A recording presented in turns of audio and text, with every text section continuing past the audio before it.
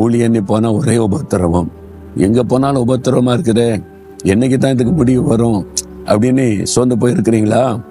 ஒன்றும் பயப்படாதங்க. ஆண்டவர் என்ன சொன்னார்? உலகத்தில் உபத்திரவம் உண்டு, ஆனாலும் திடன் கொள்ளுங்கள் தானே சொன்னாரு. உபத்திரவம் இருக்கும் பாருங்க. நம்ம கடந்து போகிற பாதையில உபத்திரவத்தை தவிர்க்க முடியாது. ஆனா என்ன செய்யணும் தெரியுமா? ஒரு காரியத்தை மனதில் வைக்கணும்.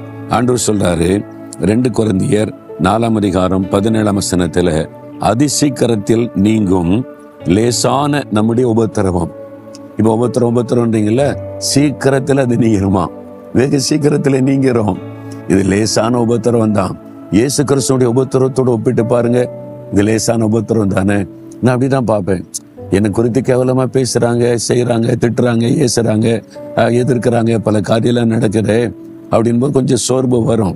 நான் இப்போ உடனே நினைப்பேன், இயேசு கிறிஸ்து அவர் எவ்வளவு பரிசுத்தம் உள்ளவர், ஒருத்தருக்கு தீமை செய்யல, நன்மை மாத்திரம் செய்யறவர்.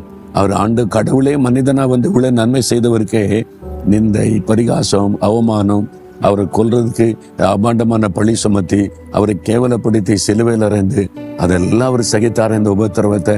அப்ப நம்மளும் இந்த உபத்திரவத்தை கண்டு பயப்படக்கூடாது. இயேசுவே அவ்வளோ பாடுகளை சகித்திருக்கிறார். அதை நினைக்கும் போது உள்ளத்துல தைரியம் வரும்.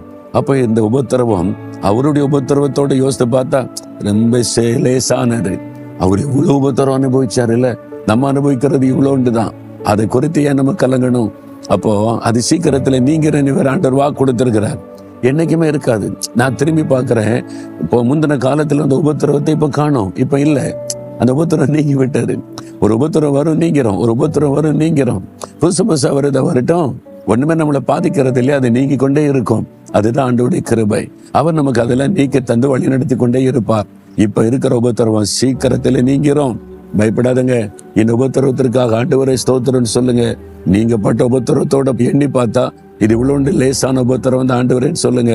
மகிழ்ச்சியா இருங்க. சொல்றீங்களா? ஆண்டவரே, இந்த உபத்திரவத்திற்காக ஸ்தோத்திரம், இது லேசான உபத்திரவம், சீக்கிரத்துல இதை நீங்க விட்டு நீ வாக்கு கொடுத்தீங்க. இயேசுவின் நாமத்தில் இந்த உபத்திரவம் இன்றைக்கோடு நீங்கி போகட்டும். இயேசுவின் நாமத்தில் ஆமேன், ஆமேன்.